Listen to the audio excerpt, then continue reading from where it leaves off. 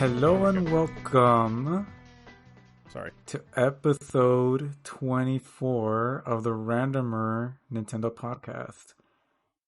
I'm still waiting for Jason or Kevin to say stop the presses and start over, but it sounds like we're all good. So, hey, what's up, everybody? It was only 4 tries to get it right. Yeah, everyone always says fifth time's the charm, right? So here we are on our 5th time. I'm guessing it's not. No, yeah, this is definitely not our worst startups, right? I mean, this was honestly, it wasn't even that bad. But we've had significantly worse, where we've gone like 2 or 3 minutes in of the old random Nintendo show, and then we'd scrap it. Like we'd have all the banter, all the intro, and then be like, nope, and undo it and redo it. Back in the early days. There is one instance I could think of that would just kind of leave at that beyond like the. I know we were like about 15, 20 minutes in before we stopped, and then we just started over like a blank slate, and then it went better. Yes. Yeah. Yes, I know exactly what you're talking about. It was. Let's tell the story. Okay, so for those who remember who listened to us on the old round Nintendo, where I sort of was more. Well, by the way, hi, I'm Jason. You didn't, yeah. Oh yeah. To my virtual left, I have Jason. Hi, I'm Jason. As you know, he's left-handed, which is very critical to his acoustics. I actually don't know if we've ever said that on air, but it is true. The hand, not the acoustics, but maybe both. Really? Huh. That must have come up at some point, like whether it's you saying Miyamoto's left-handed like me, or... Oh, yeah. No, probably. I'd probably I'm just like Miyamoto. I made Pikmin 2. Yeah. I know for a fact, like, there's been mentions to the left-handedness because of either Link, Miyamoto or Link with the Twilight Princess thing with the motion controls, or... Because I think in that one he's right-handed, right? Yep. Or he's normally left. Let me tell you, the plight. Yeah, that had to come up. Anyway, that had to come up. There's no way you would not have brought it up. Anyway, and to my virtual right, because he's right-handed, Kevin. Am I right-handed? I am right-handed. You almost had me there for like a second. I'm like, huh. You know what? I never asked. I just assumed. I used to wear my Apple Watch on my right hand, and everybody kept asking me, like, or everybody kept telling me, I didn't know you were left-handed. I'm like, I'm not. Apparently, if you're right-handed, your watch goes on the other arm. Correct. Well, regardless of what hand you are, it goes on the non-dominant hand, yeah. The idea being so you don't drag it along when you're writing and get, like, the band covered in ink and stuff. That makes sense. It's not why I wear my watch on my left hand. It's just because I have a bracelet on my right one. But, But let's go back to the time that we went 20 minutes into an episode and then undid it. Isn't that what we were talking about? To say something though, but yeah, say that first. All right. Since we're so far removed from Random Nintendo, some inside baseball. So, as you guys may recall, I used to kind of play more of the what now is Angel's role as host this episode, in all those episodes. And we were setting up a financial segment, which, by the way, it's that time of year again. There's Nintendo financials afoot. But it's a different show now, so we're not going to dive as deep. But set up a financial segment, and I was talking about how it felt like Disney or Nintendo was kind of Disneyfying. This was in like 2016 or 17, so it was like right when they were doing their IP expansion. They announced the theme park, they announced the mobile apps. Maybe it was 2014, and I was saying that, my God. Yeah, and I was just kind of like, yeah, it's kind of like they're Disneyfying, or maybe it was 2017 because Kevin was already on the show. Okay, that's not but yeah, it was just like, they're kind of Disneyfying. And I was explaining a couple points. I was like, what do you guys think? And both of you just were like, yeah, I don't have any thoughts on this. And it was just like, wait, what? And that was like the end of the conversation that I built up for like 10 minutes to get to a conversation that just stopped. And I was like, no, wait, what do you mean you have no thoughts? Or one of you was like, nah, they're not Disneyfying. They're just doing their own thing. And I was like, okay, what makes you say that? And you're like, that's obvious. And I was like, what do we do with the rest of the airtime? So we restarted and like pivoted the whole like framing a little. Yeah. Like, you was just, like, shy. It was like going to, like, an improv, and instead of yes and, one of you was just like, no. And that was it. So we had to restart. In retrospect, it was funny, but at the time I was so, like, not frustrated, but, like, flustered about, like, how do we take the conversation forward at that point. So, yeah. It was a sign of things to come. Wait, no, that sounds more ominous. It was... well, it was a sign of the interest... It was a sign of changes to come. There you go. No, because I feel like the former implies that it just got worse from there. We just shut down everything. But, yeah, I'd be like, have you guys played your Switches? And you both were just like, no. And then the podcast ended. No, but yeah, it was a sign of, I think, our interest kind of becoming more diversified that led into what is now Randomer Nintendo. It was just a very early. It was like the canary in the coal mine or whatever the expression is. That was the first warning shot. Yeah. Yeah, because whether I want to or not, I know I've said this many times already. Like, yeah, time. At least my time to play video games, or at least I just choose not to play mini games during the week anymore, just because I only have like maybe 2 or 3 hours before I go to sleep, which kind of gives me just enough time to, prep food for the next day, just kind of catch up on just my computer stuff, not even so much social media. That's kind of to start a little bit back up, especially as I'm experimenting with some drawing ideas. But, when I do play something, it's typically a co-op game. Like all of a sudden I played some Tales of Xillia 2 days ago. The last time we played that game together was a month before that. Thank God we still remembered what we were doing. It feels like we've been in the end game forever, but it just keeps going as Tales games usually do. Like, it just keeps going and going, which is great. But, I want to not play on the PS3 anymore. I just want to are you saying move it's away from that console.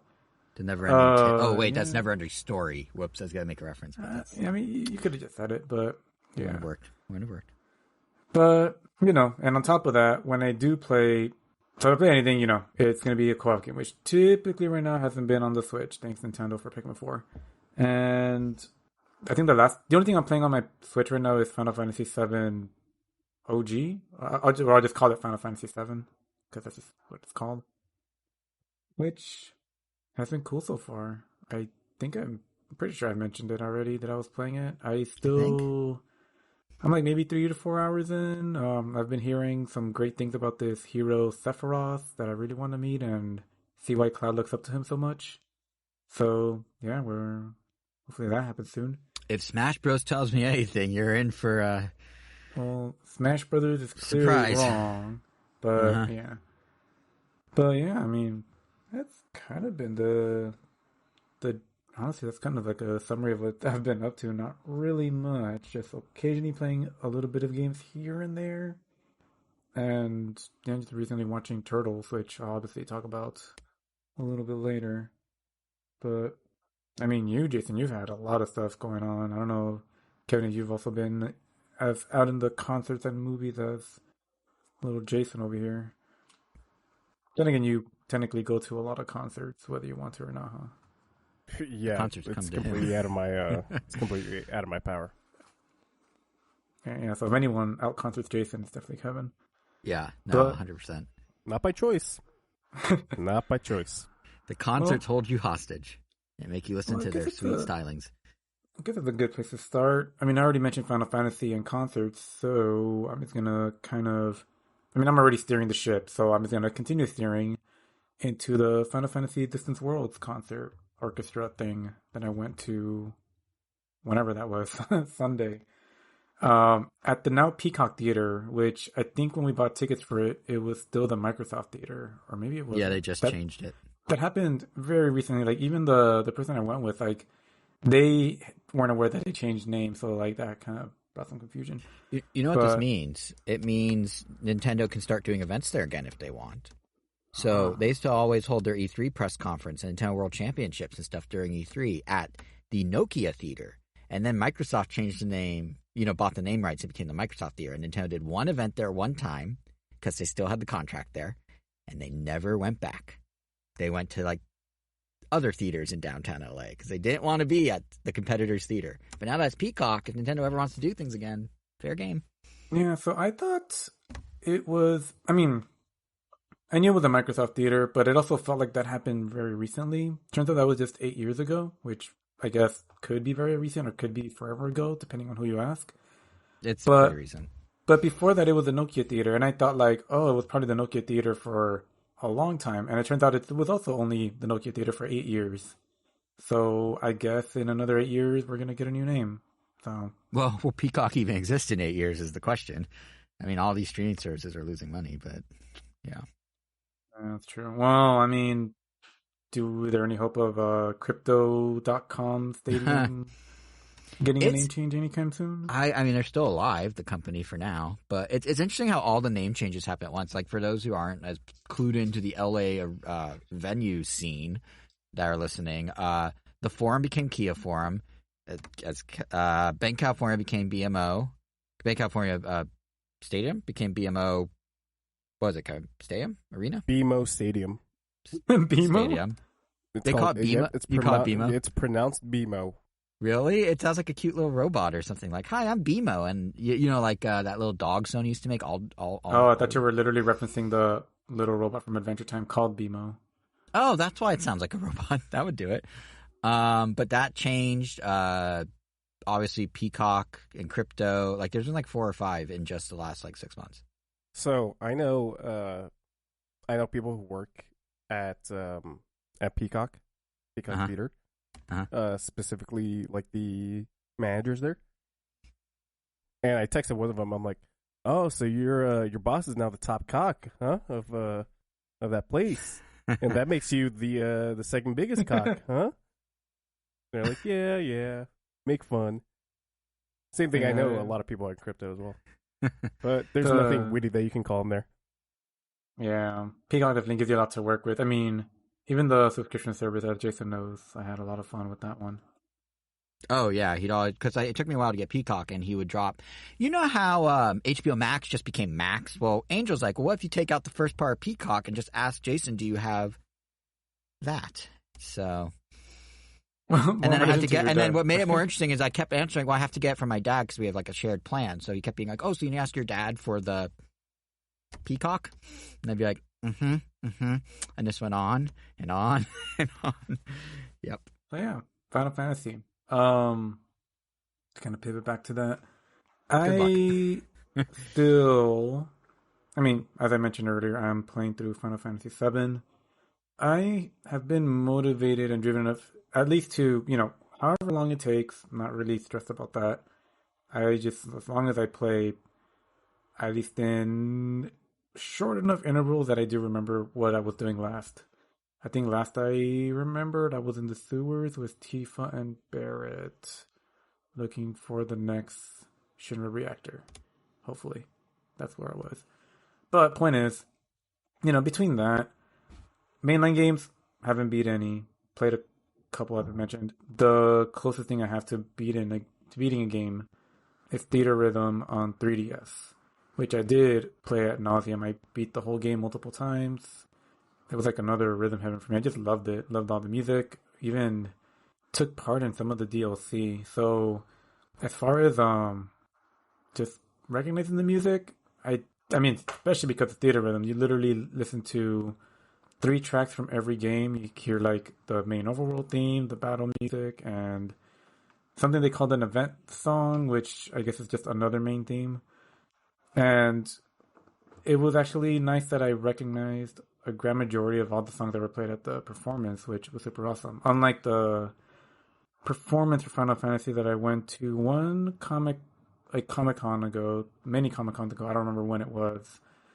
But I just remember not hearing a single piece of recognizable music. Like, there was nothing. Like, not even, I think it was just called maybe it was also a Distant Worlds concert, but it was a general Final Fantasy concert and nothing. Didn't hear anything I recognized. This one, they played the hits. They played some stuff from 16. And then, of course, your encore was your One Winged Angel. And, damn, it was super cool. Made me really want to go back and play Final Fantasy again. I actually bought the soundtracks there. And, it was a good time. A lot of coworkers ended up popping up there that I didn't know were going to go. So some pleasantries. And so, was it just like an orchestra with stuff on the screen? Like, is it like a typical video game or movie orchestra? Yeah, it was just like, it was like the Something of the Goddess, the Zelda one, or I guess any video game of the Goddess, you can imagine. Yeah. So you have your giant screen with relevant footage playing with the band, the orchestra, playing things in tune with the music, with the visuals. Mm-hmm. But yeah, it was super cool, and it was just a nice reminder. Like, as much as I've been enjoying going to many different types of concerts this year, like this year has literally been Angel's year of concerts. I went to Lacuna Coil Birthday Massacre, like a punk rock concert. I think that's probably the best way to describe that genre. Then I went to also watch Henri at the I forgot the name, some other venue in Hollywood. It was like halfway DJ, halfway live singer from Japan, singing like 90s city pop, which was also great. And of course, that's Rock Stars, which is definitely a highlight, and that's more alternative rock, which was amazing. And I'm actually watching them again in November. But the point is, as much as I like watching these live performances with these singers, I mean, I'm watching Blackpink in 2 weeks, of all things. Yeah, that's the biggest swerve. That's as big of a swerve as me going to Taylor Swift last week. Yeah. But yeah, I'm like, video game concerts is where I felt at home. Like, even if I didn't have like a sentimental attachment to much of that music, like it still really like got to me. It still really like made me go like, I just love it so much. And part of it is maybe just because I do love live orchestra so much. I love hearing the piano, love hearing the violin, love hearing all of those instruments. But I don't know, something about soundtracks, it just lets you really flex your imagination. You interpret it exactly how you want because there are no lyrics. It's literally just how it makes you feel, and you just kind of fill in all those blanks. And it's just kind of been my favorite thing about just listening to video game soundtracks, and I guess what just say show and movie soundtracks in general. But it also made me realize that up until this point, and I don't count Last Rockstars because when I first saw them, I knew enough about them. Like we had mentioned before in this podcast, I really, really love that song Red Swan by Yoshiki, which is kind of what led me to discover the Last Rockstars through a friend. And then I went to that band and, the concert, and I'm like, oh, I love other stuff. And then I became a really big fan. And now, like, I'm super excited for that concert. But until this point, I have yet to go to a concert for something that I guess we could call obsessed with. Like, even AC/DC a long time ago, I think that was the first concert I ever went to. Like, I like them. I mean, you could kind of throw that expression on, like, who doesn't like AC/DC? But, they were just always like... I'm willing to bet a lot of people. Yeah, I'm pretty sure a lot of people will be like, me.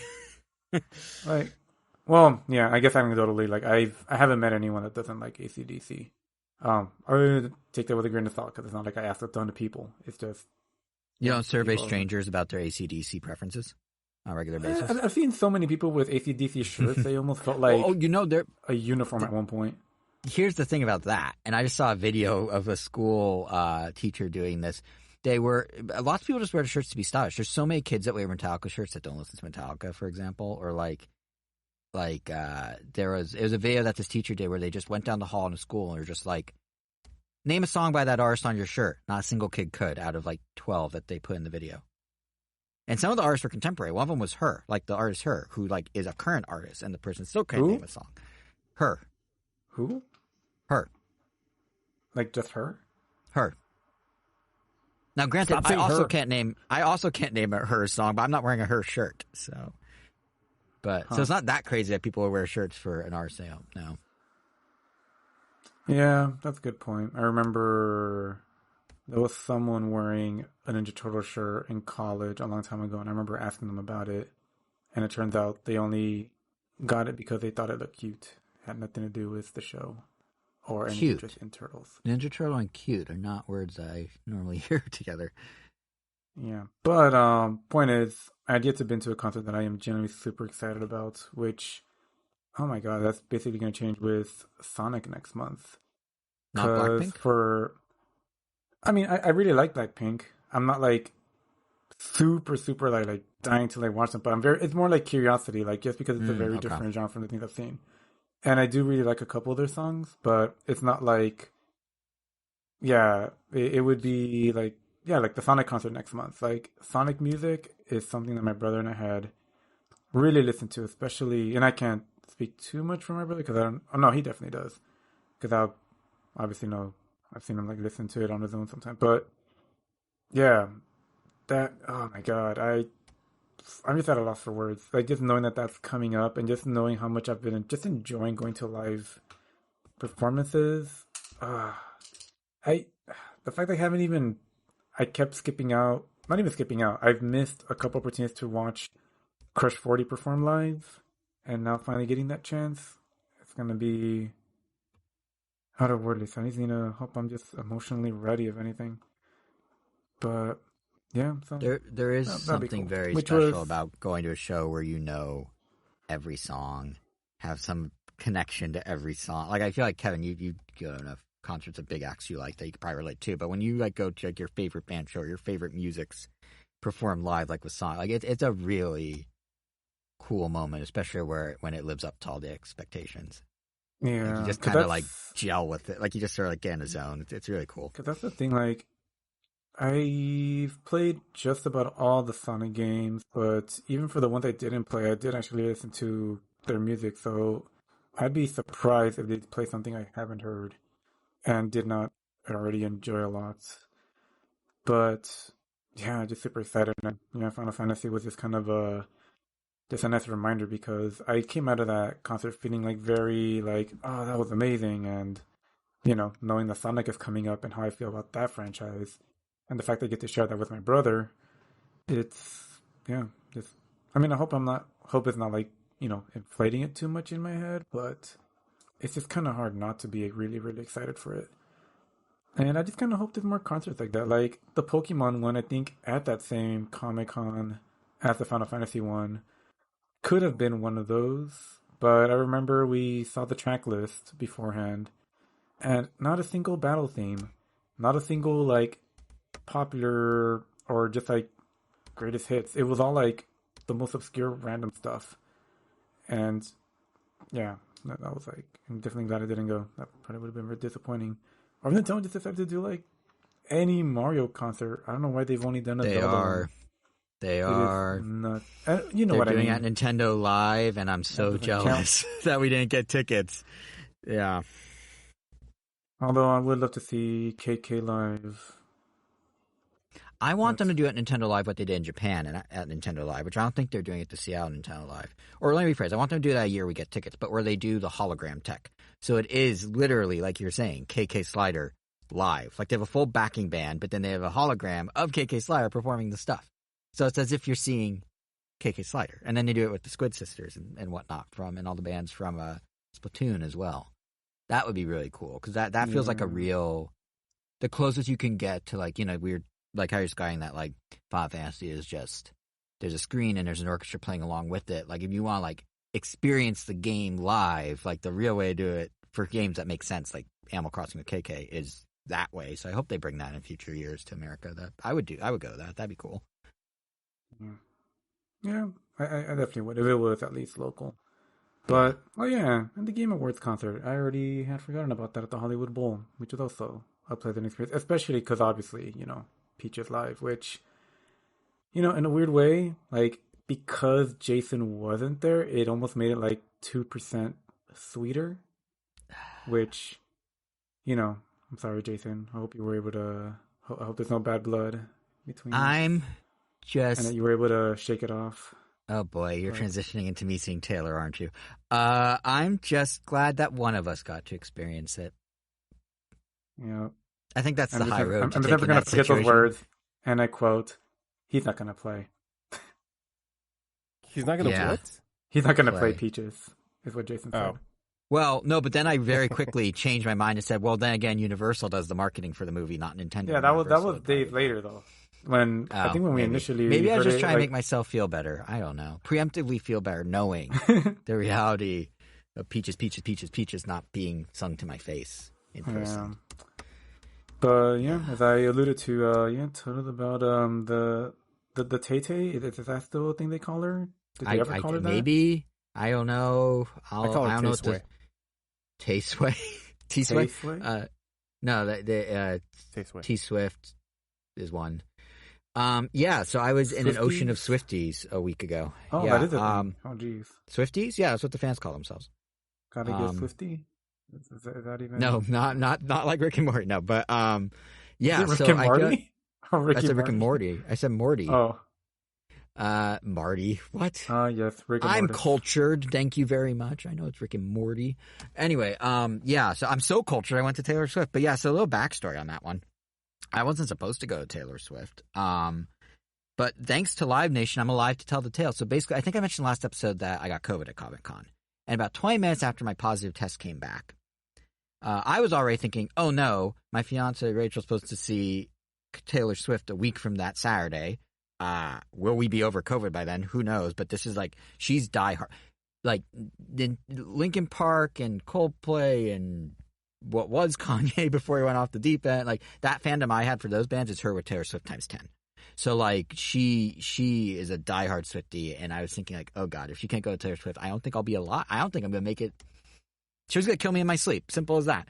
Like, she was so excited. And then 20 minutes after my positive test, when I was starting to worry, will we make it a Taylor, Live Nation, by some stroke of luck, just texted me and said, hey, you weren't in the verified fan sale. You didn't get selected, but we have some production hold tickets. Go here, enter your email address, and get the tickets. So this concert, for if you guys don't know, people waited like 8 hours, 10 hours in online queues. It crashed. It broke websites. Like, the government got involved and is investigating Ticketmaster over monopolistic practices because of all this. Like, it's a whole thing. But I got this text, and I just like waltzed onto the website, and 20 seconds later had 4 smack in the middle of the stadium head-on seats to see Taylor a couple days after Rachel was supposed to see her.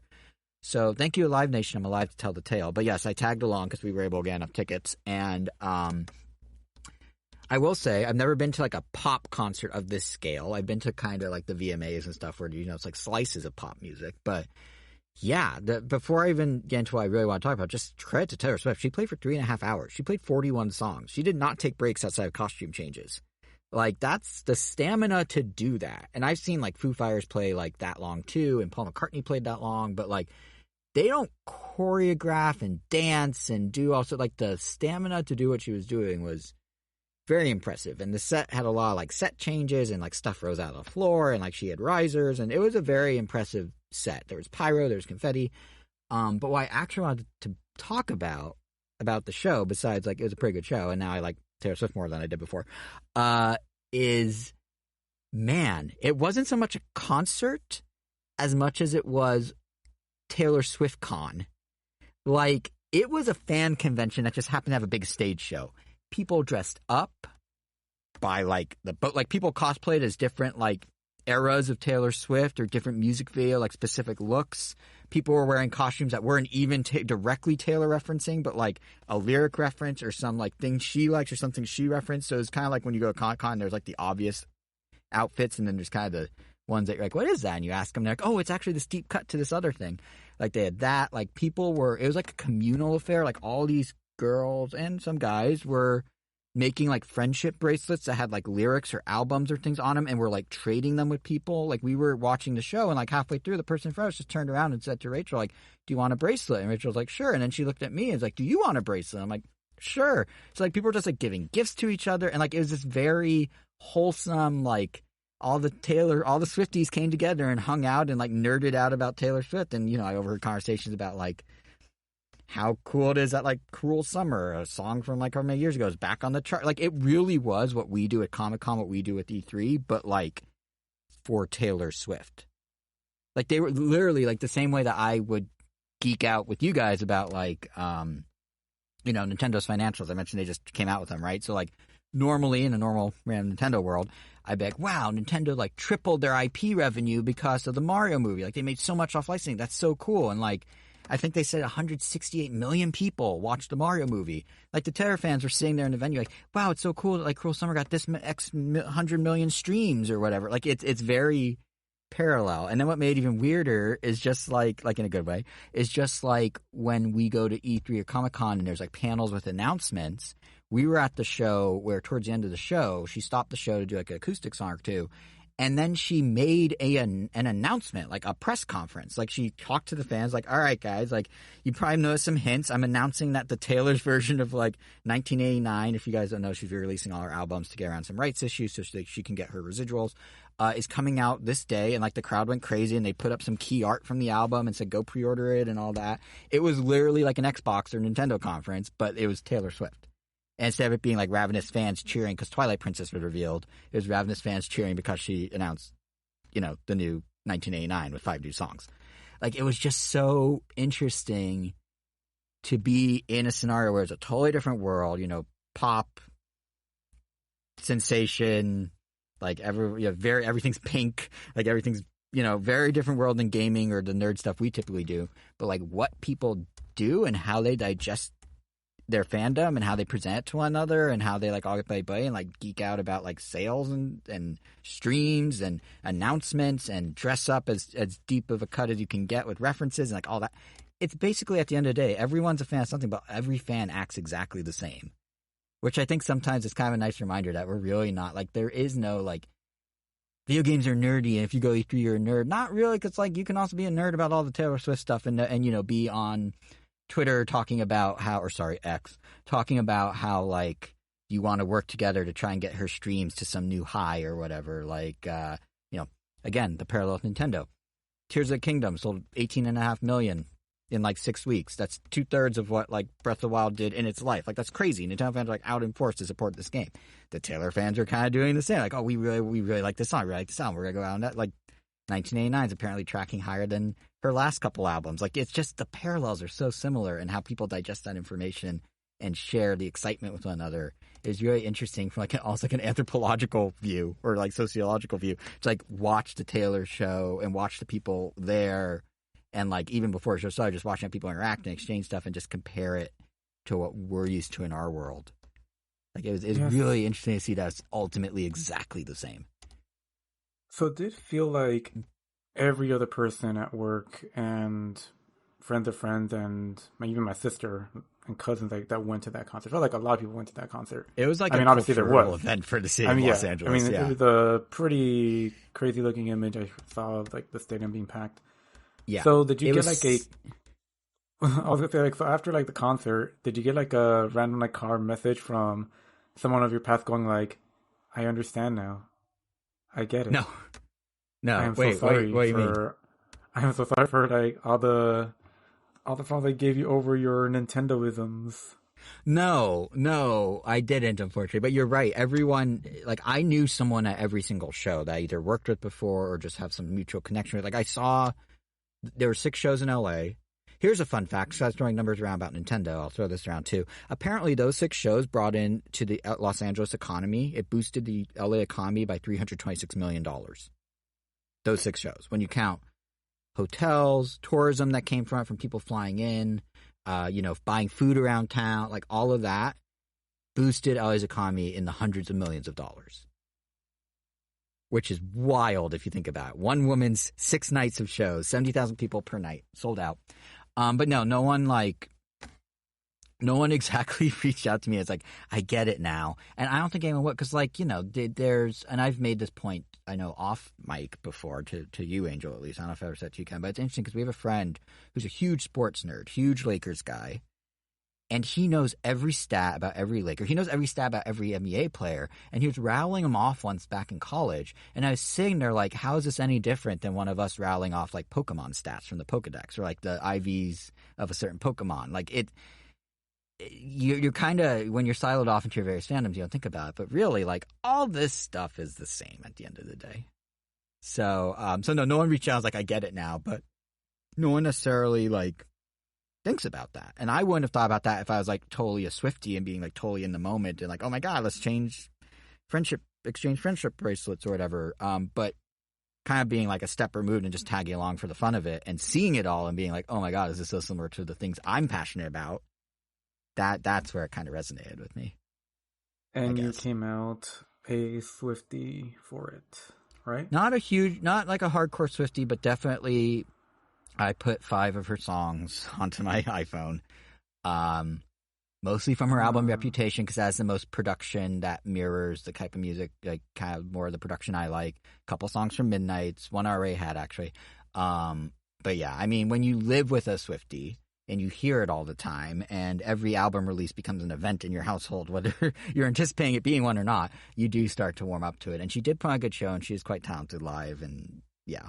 So, it's like that after, I mean, you're starting to experience this a little, Angel, which shows you're going to. There is kind of that after-concert glow, right? Like, you go see an artist, you really like the show, and then there's some songs that stick with you, or you want to put the set list on a playlist, or, like, whatever. So, yeah, I got a little of that. The 1989 album and go like, oh my God, that's the year I was born.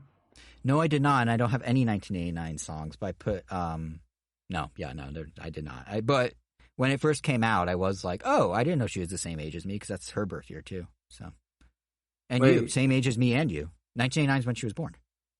No, yeah. But Yeah. I'm guessing. I doubt. Well, you're May. I guess it's still possible. I just figured no one is older than you. No one But in the world? No really? One, no Not one even your at all. sister, No. who's literally older than me? Somehow still no. Weird. But Somehow anyway, yes, you were older than the people older than you. Yeah. I mean, maybe I'm an old soul trapped in a younger body. I don't know. But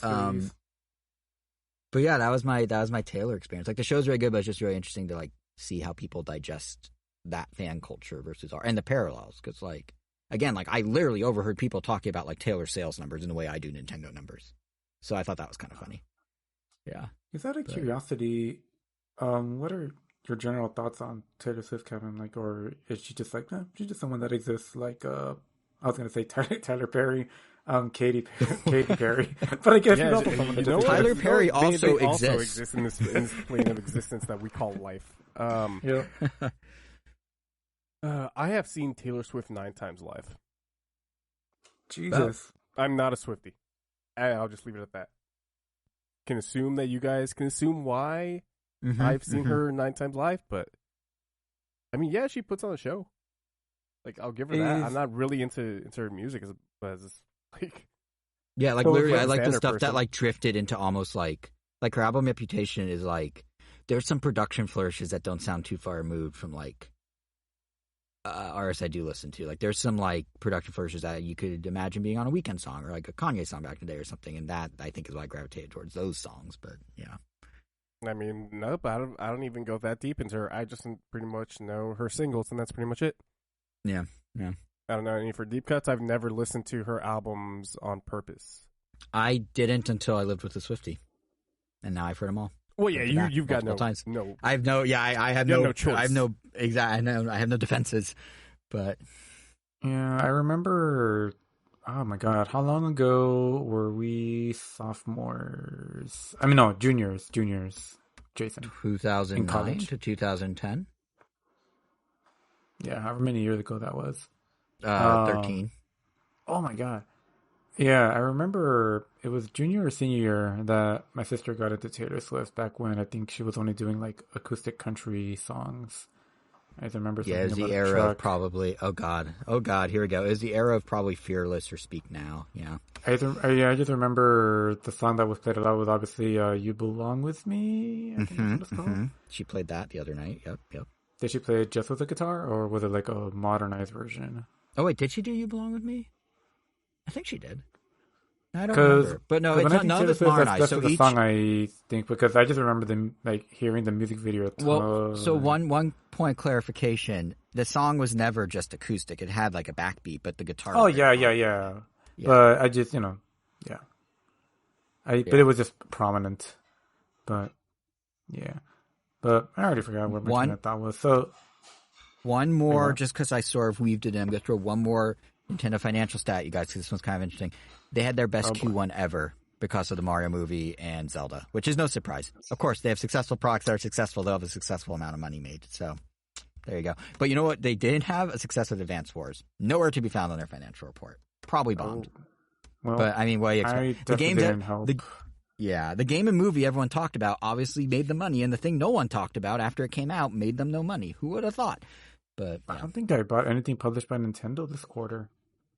I was going to say Mario World 3D Bowser's Fury. I got that there. We got there. You scrambled it, but you're there.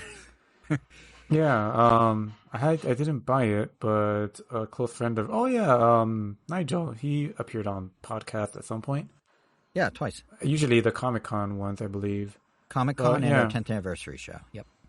But yeah, he let me borrow it, and I've been slowly making my way through that. How did you get it? Did he mail it? Because he lives in a different state. Yeah, he mailed it. Oh, that's nice. Yeah, he actually mailed it. Huh? Handwritten envelope. So did he put little hearts around your name, or little cartoony things, or like little? That's what I would do.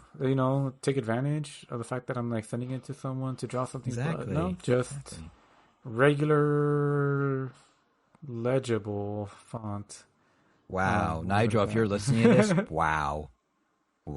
Hey, he's an English major. Anyway, enough jabs at Nigel. Yes, I guess let's go to something, I guess not as passive. Well, actually, you could argue that a concert could be pretty active. It's pretty. We But had wristbands. Everyone had light up wristbands, so you had to like be like engaged because your arm was lighting up. so when I saw the agenda or the minutes or whatever we want to call them, yeah, I saw that Kevin put in here Baldur's Gate 3, and I actually do want to hear about that because Yeah, for this game's blowing up. one thing, outside of I think the name and the trailer that we saw for the Microsoft console that ended up dying, Stadia. Besides Google. the trailer that we Google. saw during the Stadia unveiling for GDC, all I know about Baldur's Gate 3 is just that there was apparently a Baldur's Gate 1 and 2, and that they were called Baldur's Gate. Until this game was released, I didn't even know what genre game it was, or let alone like even like what it looked like when you play the game. Because, the CG trailer doesn't really help. It's the CG trailer, so it could be anything. But then, I guess, Dungeons and Dragons and Tabletop kept, like, coming up in the conversation with Baldur's Gate 3. And then I saw some video that almost seemed like it implied that... It didn't show gameplay. It was just, like, someone talking about Baldur's Gate 3. And it seemed to imply that you roll, like, a D20 to do anything. You pretty much roll a D20. And I'm like, what the heck? Is that really it? So, yeah, tell me about this Baldur's Gate 3 and should And me, I also want to hear, not just Angel. And maybe the listeners. Yeah, is there something that's up our alley, or you could say, like, Jason, you could tune out for the next 20 minutes, you're good. Yeah, this is never coming to Switch or Switch 2, so you can just take off. It's been real, gentlemen. I'm going to go listen to some Taylor Swift. No, if it was still on Stadia, maybe you would... No, you're an Apple guy, so never mind. But I could use the browser. Mac? They have. I think it might be on browser on Mac. Yeah, it's on Mac. Apparently. Nice. But yeah. Anyways, Baldur's Gate 3. It's a CRPG in the same vein of like a lot of the classic RPGs for PC. Like what is it? I think it's called like Planescape Torment or like. Yeah. But anyways, it's. Damn, I was hoping I'd heard of it. Or like, I thought I was hoping you would name drop something like, oh, I've heard of that. Well, it's Divinity. It's developed by Larian Studios, who are best known for the Divinity Original Sins games. Oh, I don't know. Have you ever played Divinity? I'm sure you've played. No. You've seen your brother play. Yeah, I've seen Elvis play Divinity 2. But at least like a couple. I don't know. Yeah, it looked like he was. It looked like a card game or like a turn. It looked like he was playing HeroScape, but it's in video game form. Yeah, you can say that. I mean, it's based on like Dungeons and Dragons gameplay. They're turn-based RPGs, Original Sin 2 and this one. Apparently 1 and 2 weren't, but since this was overtaken by since the series was picked up by Larian, they decided to pretty much do what they know best, which was turn-based RPGs in the vein of like these classic PC RPGs. And so far, I played a little bit of the early access. I played maybe about 3 hours of it. The only reason because, I started playing maybe about a month ago, the early access version. But then I also learned that your full, or like your early access save wouldn't carry into the full game. So because of that, I pretty much just dropped it. And, the game just released, I believe, about a week ago. I mean, even Nintendo. Yeah, if even Nintendo can do that, come on, Baldur's Gate. But yes, Kevin, to your point, it came out, I think, a week and a half at most. Maybe a week and a half, yeah. And I haven't had too much time to like really sink my teeth into it. I played maybe about 10 hours, but so far it's pretty great. Like I said, this is based on Dungeons and Dragons. So of course, like at the start of the game, you can create your own character, or you can like choose a pre-made character that's already, or not necessarily a pre-made character, but an existing character. But to be in the spirit of D&D, I just decided to make my own character. And so, like, at the start of the game, you enter through Baldur's Gate, or is the No, goal not to open Baldur's Gate? you For the third time, apparently. At the start of the game, you create your character and you choose their race, and like some of those races have sub races, and then you choose your character's class, and some of those have subclasses, and then you start like you choose their starting abilities or some of their starting spells. Of course, you choose their starting stats. Like, this is a very stat heavy game. But once you do that, you pretty much you are thrown right into the story, which the story for this one is your character and like a ragtag, like bunch of misfits have essentially been infected by these tadpoles that will eventually turn you into mind flayers, which are like these very eldritch looking monsters. They're very tentacly and like squid like looking aliens. They're very, very iconic. I think like what's that one show that everybody loves on Netflix? Stranger Things. Kids. Stranger Yeah, Things. so like and a I'll lot have of you those... know, these days the kids aren't so little. They're like late teenagers now. But yes. Yeah, somehow these mind flayers are so iconic. I actually drew a cockatiel portrait of one, which is Yeah, there you go. funny. So, like I said, the characters have been infected by a little parasite tadpole that will eventually turn you into a mind flayer. So that's what the game's about. You are trying to find a cure before you turn into a mind flayer.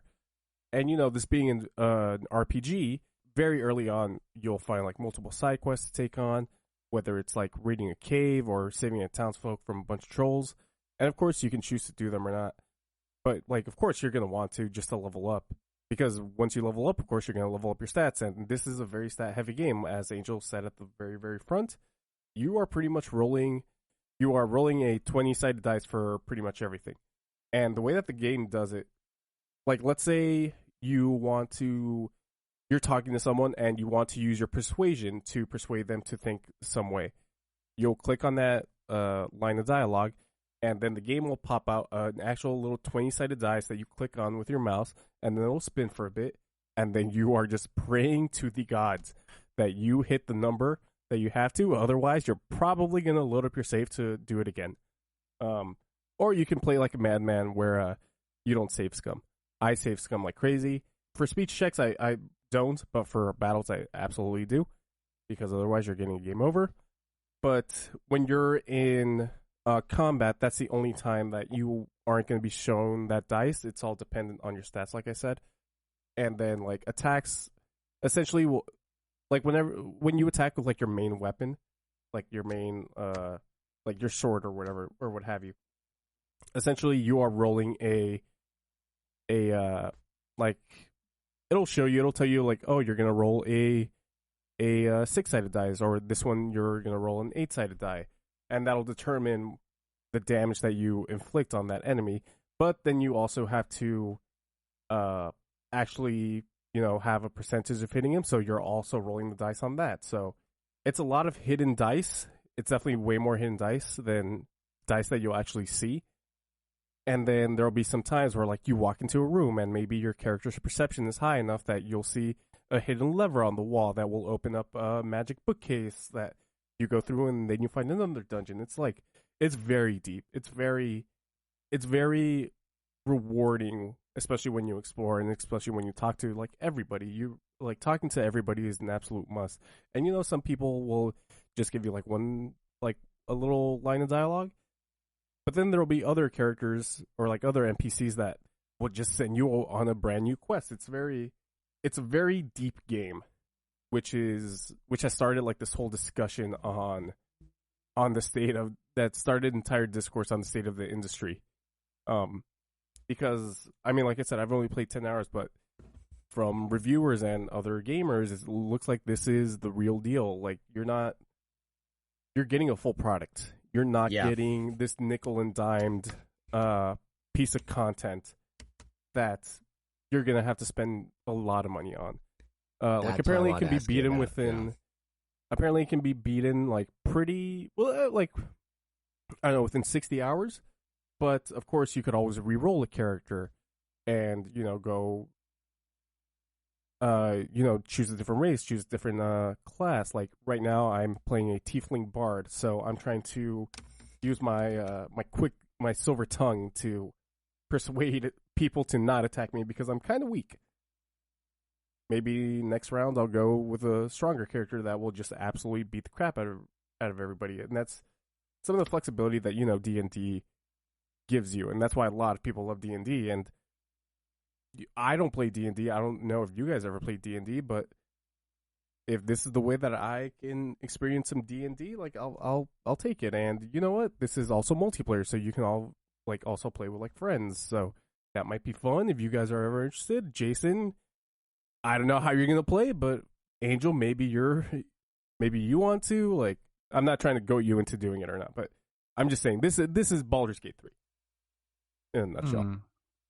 Your point about like the opening the can of worms with the industry, though, yeah, that's the thing I've heard most, is like the engagement of this game and like the numbers on Steam compared to other like player hours on Steam is like through the roof. No microtransactions, no nickel and diming, no subscription pass, nothing. It's just a old school full release of a game, and it's doing incredibly well. And it makes you wonder if, like, maybe this could lead to some scaling back in the same way I know Assassin's Creed is doing scaling back with the new one, Mirage, that comes out next month in October, where it's like, hey, we made the game too big and too unwieldy, and like people can't invest the time or the money or the hours or whatever. So this one we're promising you is shorter and more like the old games. Like, I wonder if we're seeing like a sort of the pendulum is swinging the other way now, and stuff like Baldur's Gate's success. I do wonder if that's going to mean more in the direction of what Baldur's Gate is doing. Yeah, it's very interesting. Like, I've stopped. That's kind of what Sony does, though. Like, for the most part, I think all their games are just.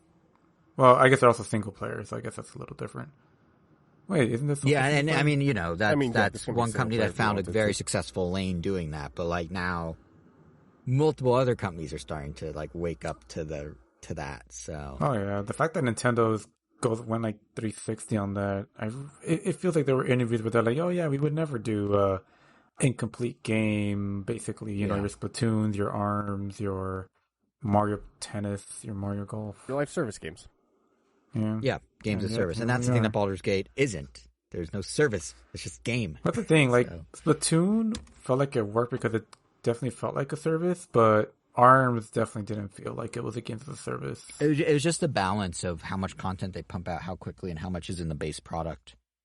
But I definitely get the impression that, I mean, it's subscription fatigue in general, right? Because like we were saying earlier, we were joking, which streaming service is Peacock going to be around in a few years? Like, if everything's a subscription, everything constantly costs money, and even your car, like if you want to use the seat heaters, eventually those are part of a subscription you pay for, like, you know, like all that stuff. Like, people are going to get worn out, and I think it's starting, like the knee jerk, or not the knee jerk, but like the other side of that coin is starting to reemerge, and Baldur's Gate's kind of like the proof is in the pudding in a way, I guess. Yeah, because even recently, if you're watching Evo, you would know that they played the Ninja Turtle theme there live, which it's like, of all the years to not go to Evo, this is definitely not the year. Wait, you never went? Did you go? Oh wait, you did used to go to Evo. No, I never went. Yeah. Okay, yeah, you never went. That's what I thought. It's just that, but every year is always like, I'd like to go, but usually it's always too close to Comic-Con that I'd just rather not deal with the mental fatigue. And but, you know, but of all the years I'd considered to go and didn't go, it's the year that they played the live Ninja Turtle theme. And then announced a cross of Street Fighter, right? The crossover. Yeah. Which initially was like, whoa, this is amazing. And then you're like, oh, these are just characters for your avatars, so... Yeah. I will say, sidebar on that, Ninja Turtles is having quite the renaissance these last couple of years. Anyway, continue. I see what you did there, but... Oh, that was not intentional, but I wish it was, yeah. Wow. I mean, it almost seemed like you were going out there. I know. But yeah, you know, it's just for your avatar, which is okay. If you go to the Battle Hub, you could run around with your avatar, and that's how you could challenge people. But, you know, at the end of the day, most people are just going to be doing it through a menu. But then it's the real kicker, where I was like, I'm just going to buy all of this. And then I saw how much it was, and it would cost me like $60 to get the 4 costumes for these avatars, some stickers, and like some wallpapers. Like, not a ton of stuff. Like, if you break it down, each costume is basically like $15. It's kind of crazy. And $15 for just an avatar skin, when that same company sells you for $5.99 a full brand new character. It's like, it was almost kind of disappointing just how overpriced they felt. I don't know if Nickelodeon made the Turtles that much of a premium for them, or maybe they're just getting greedy, but yeah, that's just not right. I mean, even like actual playable Ninja Turtle characters in a fighting game in Justice 2 was like $10 for all 4 and a bunch of other cosmetics. Like, damn, this definitely straight up felt like a what are you gonna do about it kind of situation. And I'm like, well, I'm not gonna buy all 4, now I'm just gonna buy 1. See, but you're still giving them some money. Yeah, there's definitely a reckoning. Well, yeah, because the Street Fighter energy. Like, I know, and it's like that I love like both your these things so much, but But no, there's definitely some reckoning going on because the reaction the other week to the port of Red Dead Redemption that's coming to Switch and PS5, 5, and they're charging $50 for it. But if you have an Xbox, you can get basically the same thing for $6.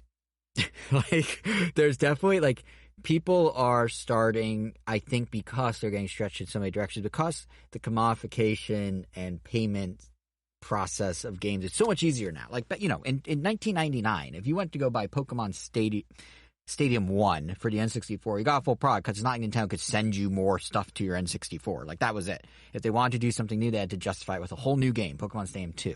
And that was a whole nother game and a whole nother cartridge and a whole nother price. And you could argue maybe they were light on content each and they could have been combined, but that was as far as it went. Now, like, you know, costumes are $15. And other characters are $6 because they could just download it and you could just use Apple Pay or PayPal or your credit card or whatever. Like, it's so, the accessibility actually is kind of a hindrance in terms of keeping us money in our pockets. And then the Red Dead thing happened. And, you know, I think I personally don't fully agree. Like, I understand, okay, if it's $6 on Xbox, it should be $6 on Switch. But if they're saying, hey, here's an experience that comes with this DLC, the other one doesn't, and it's the original game, and we're charging $50 for it, and you could take it or leave it, and we brought it to the Switch and whatever. Sure, if you want to take a crack and charge you $50 for it, but you know, there's probably enough content there that if you compare it to a comparable $50 game and you've never played Red Dead, and you've never played that other game that you're comparing it to, it's probably good bang for your buck if it's a fresh experience. But you can't do that when everything else is being nickeled and dimed, I feel like, you know? I mean, that game cost $60 on the Switch, and it was like $50 on the Wii U. Tropical Freeze? Oh, yeah. Well, they you know, they had to code out the gamepad support. The blank screen on the gamepad. They had to code that back out. Did get funky. But yeah, no, but like stuff like that, it's like, okay, fine. Like you're saying if you're a new customer and you're approaching it and you see it on the shelf, it is $50 worth of content. It is $50 worth of content. But if you're also selling it cheaper elsewhere, if you're also selling a character in Street Fighter for $6 and then you're selling a skin for $15, that's where it gets weird, and that's where the nickel and diming, I feel like, is really, like, people are getting fed up. And that's probably why Baldur's Gate is so refreshing. That's why stuff like Quake, they just surprise announced Quake 2 is on Switch and PlayStation, and Xbox, and PC. $10. All of Quake 2 up-resed, I believe, a little. 4K support on systems that support it. They threw in Quake 2 64 for free. They threw in all the DLC. They added 28 new missions exclusively to the re-release. $10. So there's some companies that still are like, hey, here's a good value. But a lot of companies are starting to feel the wrath of, you know, if they nickel and dime, or if they're in an environment where nickel and diming is happening all the time. Like Red Dead, I feel like is kind of not a victim of entirely its own fault. Like, it's kind of just the general atmosphere of everything as well. But that's just my 2 cents, not to make a money pun. But yeah, I don't know. It's just, It's a very interesting time. So I think Baldur's Gate success hopefully moves things back in the direction of you actually get your bang for your buck. Wow. Well, I mean, so far it has, so. Oh, well, that's great. That's good. Yeah. And it sounds like everyone loves it so far as playing it. Yeah. Yeah, this is the game that I currently need. Like, I've stopped playing live service games. Like, I haven't played Apex in forever. I haven't played Valorant in forever. Marvel? Marvel Snap being the only exception. But even like Overwatch is having like kind of its own little internal reckoning because there's just not enough. Yeah, I heard they redid Spider-Man. He's no longer blocks the zone, right? Oh yeah, they completely reworked Spider-Man. What does he do now? Like, is he? So whenever you play him, fit in an archetype? Whenever you play him, he'll immediately move to another location, and he'll take one of your cards randomly. Yep. Huh. Well, that's still pretty cool. So he could easily jump into whatever that. I think it's not the raft. I forgot which location it is. When a card moves here, it's destroyed. So he could. Oh, Kingpin Skyscraper or something? Well, I mean, yeah, I believe so. Damn, that's pretty crazy. I think that's the first time that a card has like gotten completely reworked since I've started playing. Yeah, the most I ever saw was when they added the ability to Wolverine, where he gets more power every time he comes back. Before, cards are always getting updated. Or like they're always getting buffed or nerfed, but this was a complete rework. It seems cool to know that that's on the table, basically. And they can only do whatever. I mean, I kind of hoped on the table Miles because Morales. of cards. Yeah, I was kind of hoped Miles got a little bit of a rework because, he just plays himself. Just it's not very exciting compared to some of the other mover or spider people. It's like, Yeah, I mean, give like, me some zappy or invisibility or something. Like maybe don't reveal what. I guess the invisibility being like when you play this card, it isn't revealed to your opponent until like later or something. I don't know how that would help, but yeah, I can see that possibly working. Kind of steals Invisible Woman's lunch, but I guess then you wouldn't need Invisible Woman just for that card. I mean, there it is. You play him, and you automatically know that's Miles Morales because he's the only card that can do that. Maybe it doesn't work. That's true. We already troubleshooted and QA'd that card to hell. But yeah, before there are two we things we're exceedingly good at on Random or Nintendo: weaving in Marvel Snap to any conversation, and me finding a way to drop random sales data in any conversation. I think those are the two things that we excel at on this podcast. And with that, I am now going to close Baldur's Gate with a login key. Unless there was anything else, any final thoughts you had, Kevin? No, I just can't wait to play more. Yeah, well, one of these days. I mean, I've always been curious. Never quite to pull the trigger with Divinity 2, but the word of mouth on Baldur's Gate has been enticing, to say the least. Now, you mentioned before the podcast that you didn't have much to say about Pokemon, but you wanted to bring it up anyway, so... I like how we listed on our notes here, Jason presents Pokemon. And here's the thing. They didn't present much Pokemon. This is very brief, but the only big Nintendo news... You know, it's funny, I thought we had nothing to talk about with Nintendo this episode, and then we managed to talk about the Red Dead port and Quake and sales numbers, but yeah, Pokemon was the thing that should have generated news. I like how you say we managed to talk about when you talked about those things, but yeah. Right. But it was a group conversation where I threw the words in your face and you had to hear them. So, but no, I did want to touch on Pokemon because this was supposed to be, like, in theory, a Pokemon Present should be a big event, and we should be like, oh, look at all this cool new Pokemon news they announced. I think Pokemon kind of just needs Nintendo to take these over. They spent 35 minutes. And I'm not exactly... They announced that you could take a photo with Bidoof's butt, which is pretty cool, to be honest.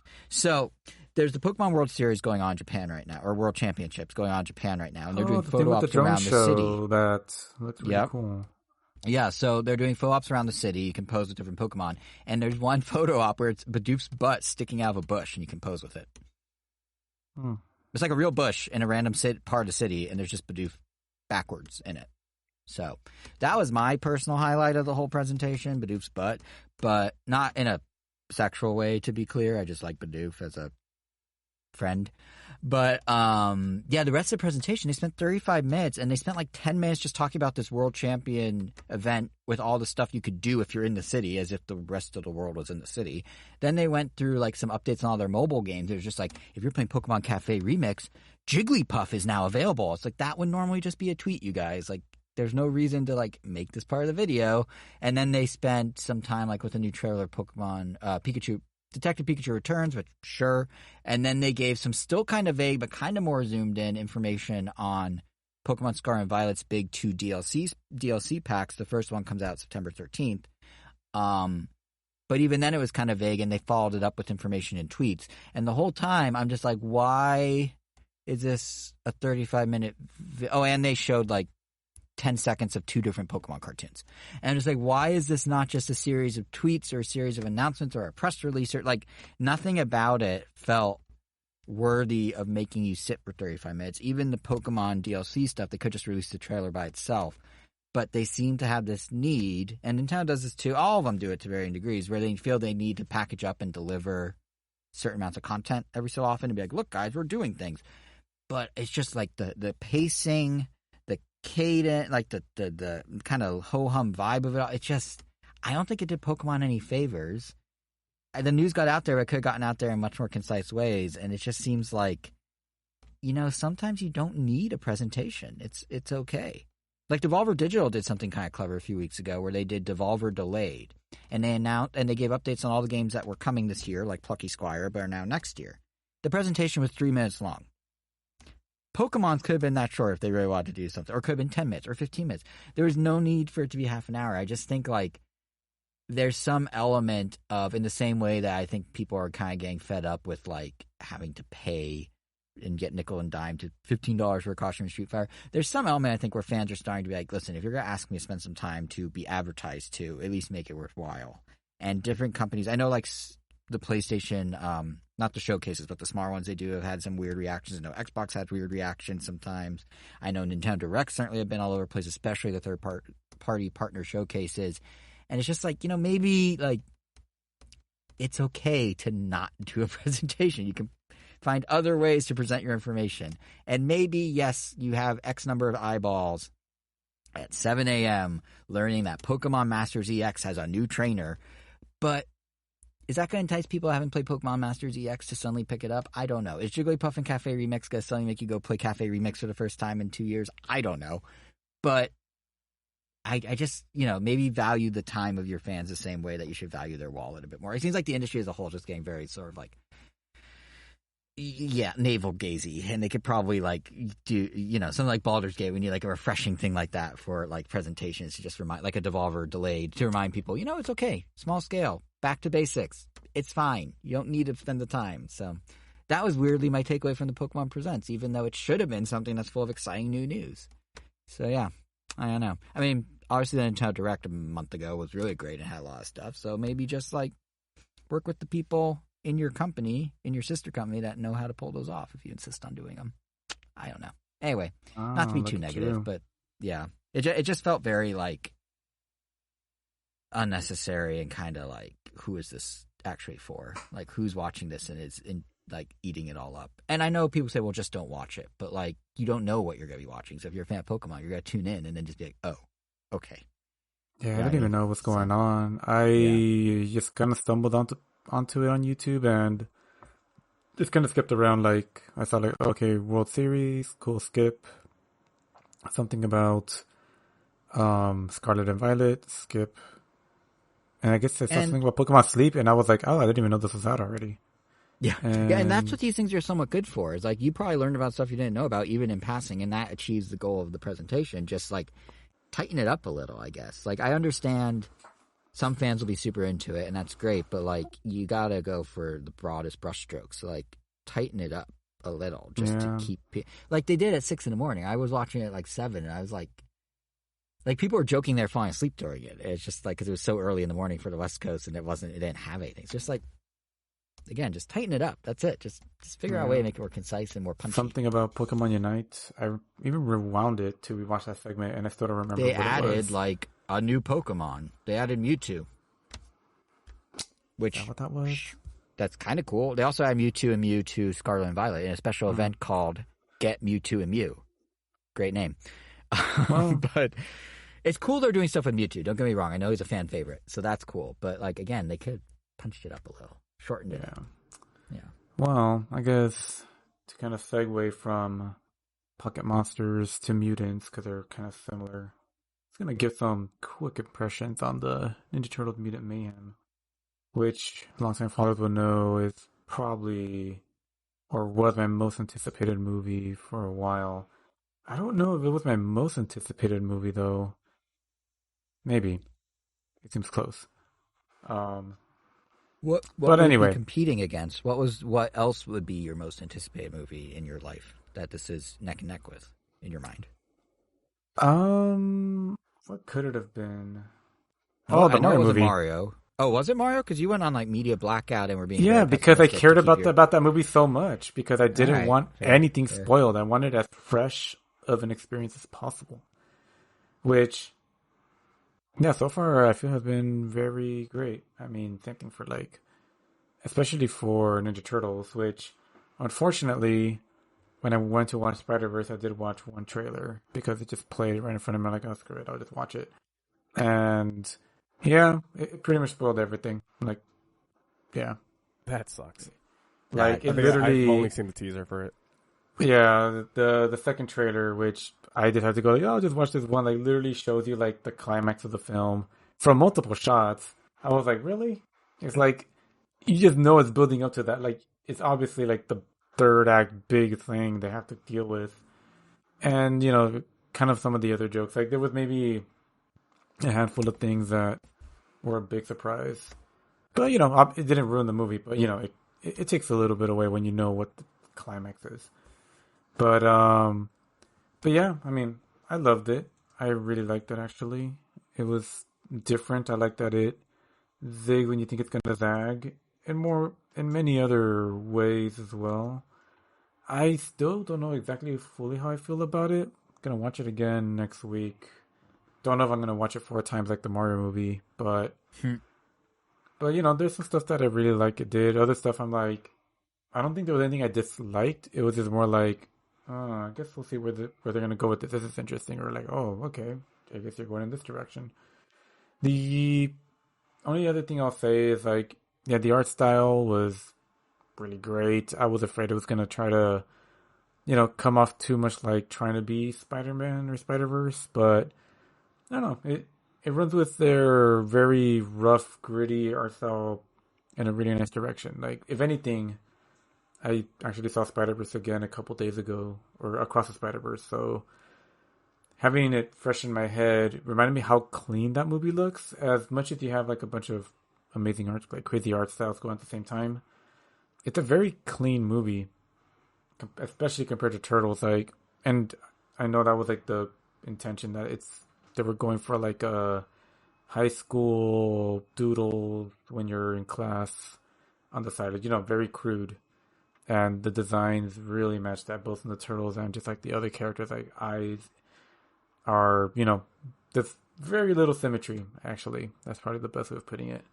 Like, yeah, it looks like a kid drew some of these characters just because all the proportions are kind of weird, but it kind of works because where Spider Verse is your clean, big budgeted superhero movie, aka Marvel. Spider Man. I mean, you can't really get much crazier than that on the Marvel side. Turtles, by contrast, feels like almost like an indie film in that sense, which is surprisingly very fitting considering the original Turtle comic started as, it was just meant to be like a parody of what was popular at the time, or just like kind of just parodying like various aspects of other modern, I mean, I guess the big comics at the time when it came out like in 86, 87. Like, I mean, the origin is literally a parody of, or it takes inspiration from Daredevil and how Matt Murdock loses his sight due to like crossing the street, getting hit with a container of ooze. And they pretty much just take that and, just turn it into their own thing. But yeah, really fun. I mean, if you enjoy Turtles enough, I'm sure you'll find something to like in this one. Definitely the best Turtle movie since like Turtles 2. For sure. Although, not to say that the ones in the middle weren't entertaining, just not good. But yeah, that's pretty much all I have for Turtles. I mean, you guys definitely have more to talk about as far as movies go. I mean, I think, did either of you do Barbieheimer like in one go, or? I did over 36 hours, roughly. Well, Actually, I mean, no, not even 36, 24. I did over 24 hours, yeah. But that one's not on the docket. On the docket, we have Oppenheimer, which is, I guess, Christopher Nolan's new, like, in between, like, all right, we got some exciting stuff that we just did. Now we need something more on the chiller side. I wouldn't call it chill, but yeah, Kevin and I went and saw it last night, actually. And Angel had an invite. We didn't exclude him, listeners. We would never exclude last him. night into this morning because correct. God damn, is that movie long? Yeah, yeah, full 3 hours. We saw it at the TCL Chinese Theater here in LA. So the proper quote unquote way to see it, 70 millimeter IMAX with a booming sound system. What do you think of it, Kevin? I liked it. I don't necessarily know if 70 millimeter was necessary for the movie. And I think that's my biggest hang up on it. It's interesting because I felt the same way coming out. I even said to you when you said that, I'm like, yeah, I get what you mean. But then I was kind of thinking about it more, and something I liked about the 70 millimeter.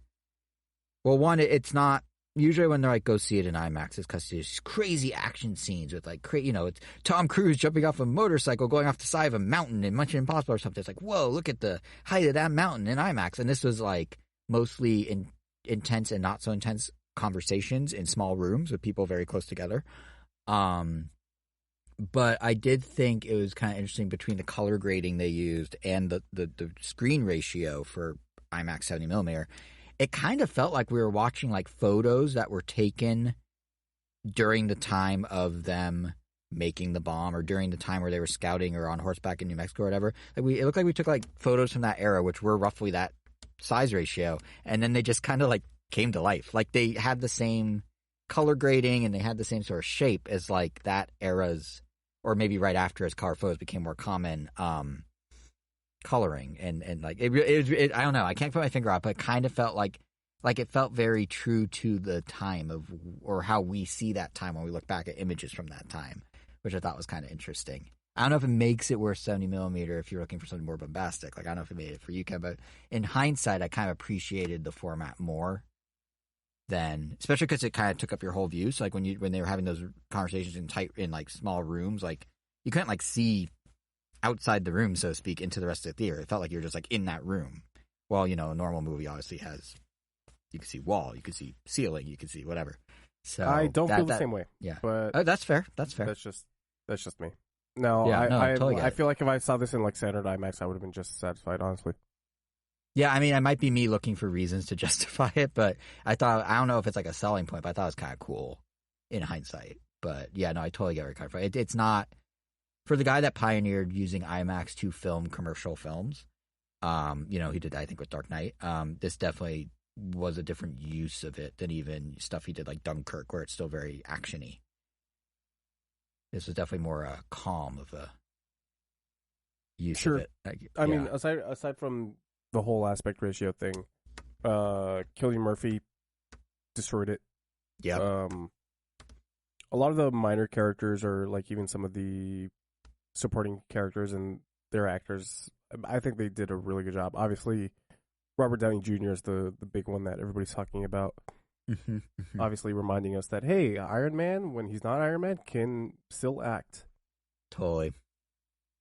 Aside from like Robert Downey Jr., Cillian, and like Emily Blunt, I don't know anybody else who necessarily stands. You know what? No, Benny Safdie, one of the directors of Good Time and Uncut Gems. I mean, he did a great job as well.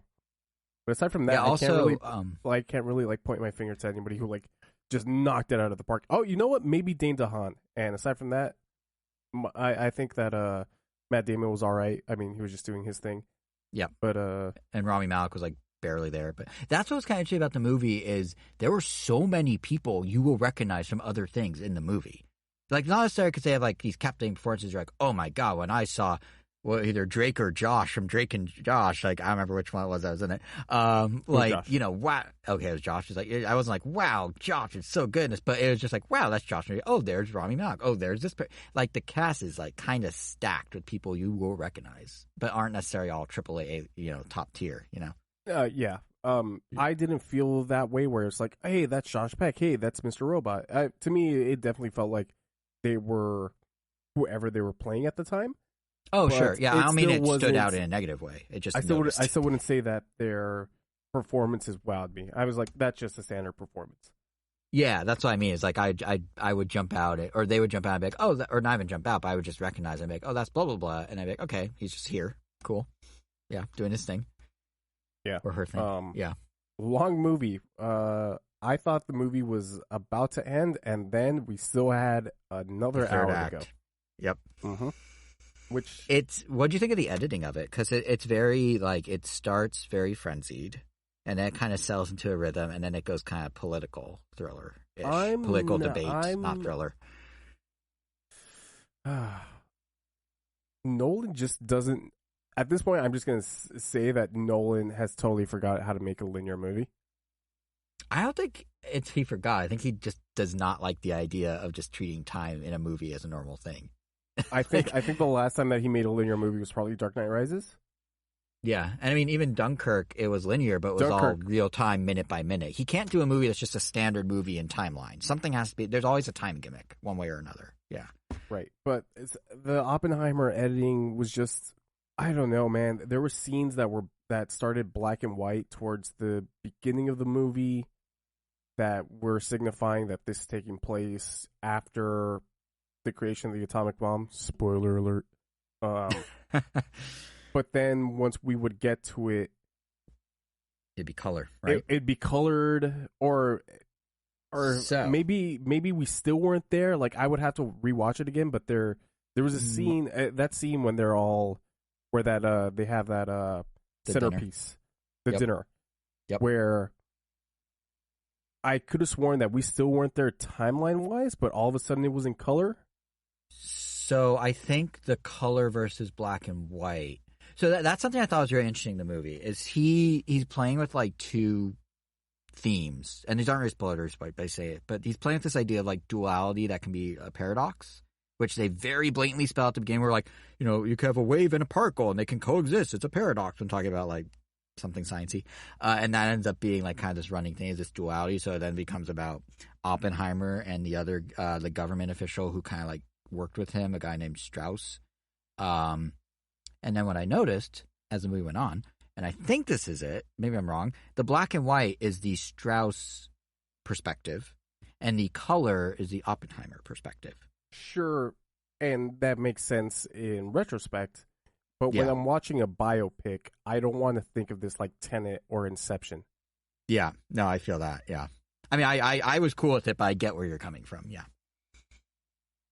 But I did think it was really interesting. Yeah, because like, and like those two parallel, like this duality, like there's duality inside Oppenheimer himself. Like, he's making the bomb, but he has reservations after he made it. Nah, spoiler, it's history. Like all this stuff where like this kind of paradoxical, like he made the bomb, but he really regrets making the bomb, but he like approved where they bombed the bomb, like where they used the bomb, like, like he all loves that. The limelight, and like sure makes for interesting, which makes for like an interesting character arc or an interesting character study. But like I said, I feel like the editing for me just didn't hit and was sort of scattershot in that way. Like the very last scene is a scene that we see very, very early on, and so I don't know if it's supposed to be delivered like a twist, but I don't know. We just the editing for this didn't do it any favors. And god damn, will this man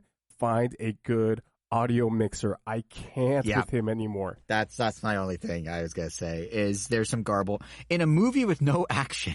There's still some garbled dialogue, and to be fair, there's a little action, but in like, it's not bombastic, it's not Tenet, there's not guns, there's not planes exploding, there's not a plane being driven to a hangar in slow motion as if it's supposed to be a big spectacle. There's none of that, and yet still I would say about 15%, 10% of what Oppenheimer, Cillian Murphy, who did a great job, was saying was a little garbled because he had a deeper voice and it was so bassy in the theater because the speakers are so bassy. I like how people have told him, hey, your audio mixing sucks, and he said, I know. And then he just decided not to do anything with that critique? It's really interesting because I was reading up on this, so I guess what he does, and I'm not saying it's a good or bad thing, it's just what he does. He only does 2 takes. He does one, or well, not 2 takes, but he only does 2 versions. He does one for the visual, for the IMAX camera, and the camera makes a lot of noise. So then he separately does an audio-only take. He never ADRs that audio-only take. So what's not picked up clearly that we hear is because it was never picked up clearly, and he does an ADR. Supposedly. Pretty weird reason to have garbled audio, but that's supposedly why it is what it is. Yeah, which does not excuse it in my mind, but yeah. Well, I mean, I guess you're still going to be as excited for his next thing? I mean, I think I came out of it a lot more a fan of the movie than Kevin was, based on kind of the conversation here. Like, I thought the duality stuff he was doing that I kind of mentioned was really interesting. I thought the idea, like, he kind of... how do I say this without spoiling it? Because this actually is a spoiler on how the plot's told. He does an interesting thing with the theme. Like, everything that is, like, about, like, what the bomb is, the duality of how the physics of the bomb work, the mutual assured destruction idea of like if everyone has nukes, no, we all kill each other or we don't. Like that, he plays with that theme with some of the characters. Like there's a lot of like the bomb is this, but also it works for the characters like this, or the way it's shot. Like even the jumped around editing, like kind of feels like because it starts it just throws you in. Like the first hour is just like random names being thrown at you. It has like I felt like. I remember in early years of Game of Thrones, people were like, oh, there's too many names. I don't know who all these people are. They just kind of say them randomly. That's what I felt about a lot of scientists in Oppenheimer, because they're just like, boom, boom, boom, boom, boom, go, go, go, go, go. But it did kind of feel like, to me, the beginning was very frenzied and a little confusing because, like, Oppenheimer himself hadn't quite figured out his path and making the bomb. And then as the bomb started to come together and the program came together, the movie starts to feel a little more structured. And then afterwards, in the aftermath, where it's a very linear, we dropped the bomb, then this is what unfolded, it was very linear at that point. So I don't know if that was just me excusing weird editing or what, but I was kind of into how that kind of, like, the beginning felt better having seen the end, but in the beginning, when I was watching the beginning, it was kind of confusing. But, yeah, no, I really liked it. I really liked the duality thing he was doing. Like, you could find it all over the movie in so many different parts, like the theme of duality. But yeah, I also think there's kind of a bit of a like culmination of a lot of stuff he's toyed with. Like some of the, like there's some little like bits like the time stuff. He always plays with time, so that's in there. There's some kind of Memento-esque like mental things with Oppenheimer and like some vibrating screens with some stuff he sees, and there's little hints of that. And then the ending, actually, like the build-up at the very end, felt like kind of a bleaker version of the build-up of The Dark Knight. Like the music's swelling, they're doing kind of interjected thing with like a little monologue. It ends with like a single line. Like it felt very parallel to how he ended Dark Knight in terms of structure, like the last scene. So there's like so many hints of like Nolan's other ideas and work kind of culminating in this, which include the bad parts like his sound mixing.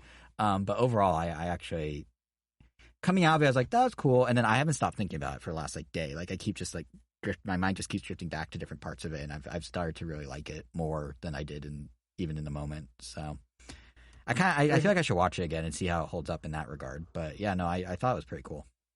So you had a blast. That's great. Ha ha. I don't know if I'll join you for any Christopher Nolan movie in theaters ever, but I will consider it one day.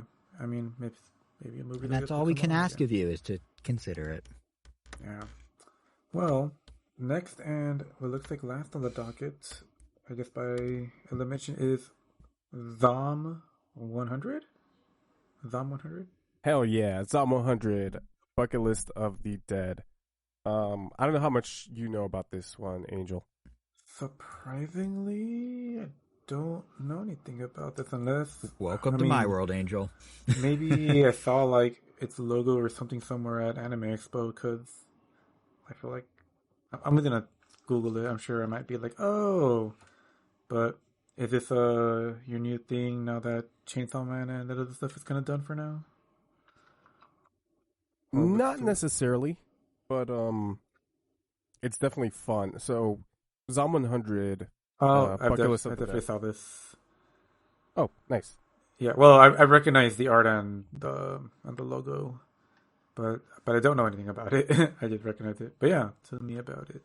Oh, it's on Crunchyroll. Yeah, so Zom 100, Bucket List of the Dead, follows this one guy named Akira, who is an office employee who works one of these like often heard exploitative like Japanese office jobs that are so like prevalent in like news cycles.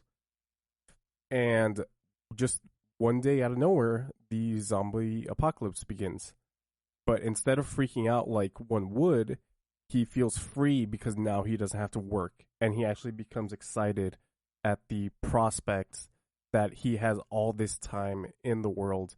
He has no care, and now he can do anything that he wants, which leads him to make the title the bucket list of the things that he wants to do before he turns into a zombie.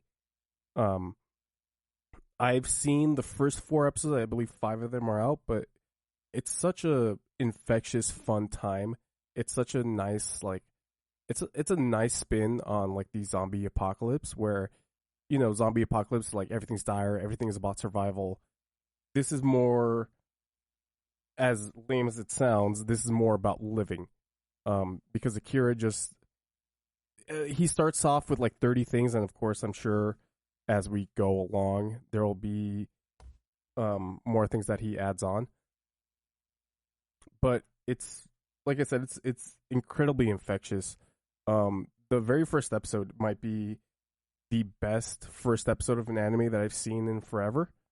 Better than the soccer one, Blue Lock. Blue Lock. Oh yeah, absolutely. Oh. It starts off with Kira, in his monotonous job, and there's like widescreen bars, and the colors are very dull. But as soon as he's free, the world's more colorful and the music is more hopeful. And like one of my favorite stylistic choices that they do, not only in that first episode but in episodes going forward, is that the blood isn't just red, but it's a bunch of different like neon colors. So instead of just red everywhere, you'll see, like neon blues, yellows, neon greens. It's like I said, everything about this is a nice fresh take on your standard zombie apocalypse here. And this is made by like a brand new studio, and I don't really know the pedigree behind them. Like I don't know exactly who are like the directors, who are the animators, who are the character designers, but like man, they're absolutely killing it. Episodes of the show keep getting delayed for some reason, but if that means more time to work on the episodes and how fun they are, like I'm all up for it. I'm debating whether I want to watch the entire first season, however long it is. I'm sure it'll run just your standard like 12 episodes and then read the manga, or just read the manga right off the bat, because it's all on the Viz Media app, which I have a subscription to. So I don't know. That's the one with the really crazy monetization? No, that's Kodonsha. Viz Media is the same company that does the Shonen Jump app, where you can read 200 chapters a day.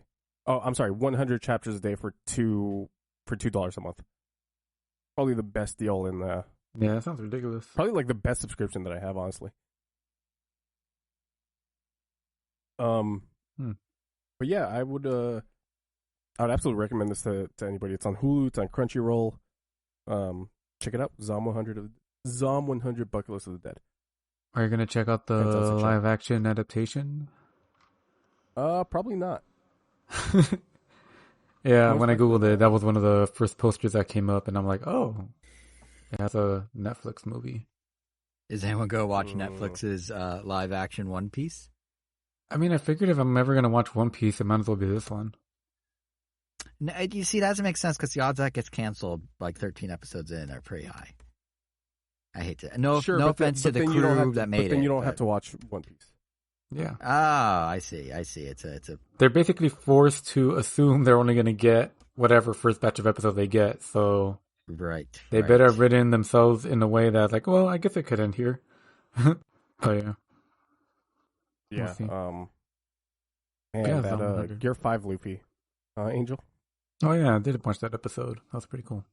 Did you watch that episode after? No, is that just more fighting? There's still more. Oh damn! Gear 5 hijinks, more Looney Tunes. Yeah, super fun. Yeah, I will never understand the context of it, but it's fun to watch. Yeah, One Piece is sure getting up there with however many episodes it has now. Although 10,071. I mean, Dragon Ball technically has more, 1,071. Right? Dragon Ball? I mean, I guess if I'm counting like every single iteration as one long continuous series, which I know is what it's not. No, the original Dragon Ball Z only had 291 episodes. Only. Wow. Like, that's not a lot. Only. Yeah, but I mean, we're talking like Simpsons numbers. Pokemon had, I don't know how many. Yeah. And that was technically one continuous story as well. I think this one is still Detective something? Conan, probably. Clunan or something like that? If it's Detective... Oh, no, Case Closed. Case Closed. Oh, yeah, that is Detective Conan. Is it? Yeah. Oh, yeah, Detective Conan, yeah. That has Conan O'Brien. He had his own city. Oh wait, no it. Huh. Detective or Case Closed only has 1,094. That's only like 20 episodes less. But that's only like 20 episodes less than One Piece. Hey, really? One Piece is the longest, right? Not even One Piece is 1,070. Naruto? I mean, I guess Naruto ended, and then No, Naruto, if you include Shippuden and Boruto. Boruto just ended recently, so wait, it ended? They ended what is considered part 1 of that show, I guess. I've always wondered, be it... Oh, yeah, they're going to do a time skip soon. I don't know why I know. I've always wondered, be it One Piece, Simpsons, whatever show, soap operas, how do they come up with so many plot ideas and never repeat? They definitely repeat. Yeah, they definitely do. Oh, well, that's how they repeat. It's just like the same plot, just in a different context. Yeah. Well, then that's how. There's the answer, yeah. I mean, I'm sure there's like many episodes about Homer buying X thing and trying to make a business out of it. Right. And it just goes wrong. Yeah. But yeah. Yeah, I guess even to that point, the Bob's Burger movie, which I finally saw the other week, is basically the plot of a different episode. They have to kind of like solve a case and save the town, just more fleshed out. So yeah, I guess even shows with smaller episode counts have that too. Yeah. There you go. Bob's Burger movie is great, by the way, if you're a fan of the show. Really fun. Really cool animation. It's like, it has like a fluidness that reminds you of like old Disney cartoons, like kind of the like bouncy animation. But yeah. Anyway. Well, definitely sounds like you need to check out Zom 100. Jason should at least check out the first episode, but we all know what happens when you recommend things to Jason. That's not true. Always. Yeah. That's not always true. Always. So, I guess with that, I guess I will leave it to Jason for the housekeeping. You diss me and then you make me do all the heavy lifting. Okay. You can find us on all the apps. We're on Apple Podcasts, Spotify, Google Podcasts, iHeartRadio, Amazon Music, Amazon Podcasts, Amazon, TuneIn, not Stitcher at the end of the month, and our YouTube is Ram Nintendo, at Ram Nintendo. That is also our Twitter handle, at Ram Nintendo. Still calling it Twitter, not calling it X. Twitter handle is at Ram Nintendo. Threads may or may not be coming down the pipe.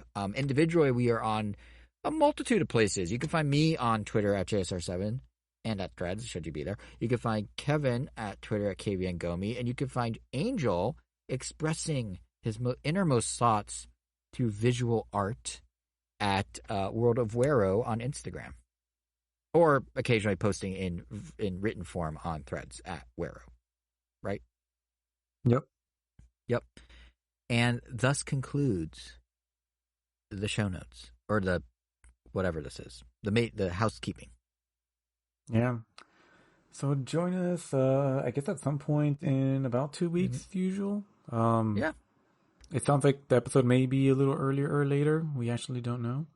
Yeah, we're still trying to figure that out because I stupidly scheduled a baseball game when we record like a fool. So. Yeah. Oh yeah, I'll be at Dodger Stadium 2 days before for the Blackpink concert, which I'm pretty sure. Oh, it's at Dodger Stadium? Yes. Interesting. I've never seen a concert at Dodger Stadium. Interesting. Oh yeah. Neither have I, but I've been to a Blackpink concert, and those things are insane. Oh, yeah, that reminds me. One thing about insane concerts, Blackpink experiences, I experienced it at Taylor. Loudest fans in the world.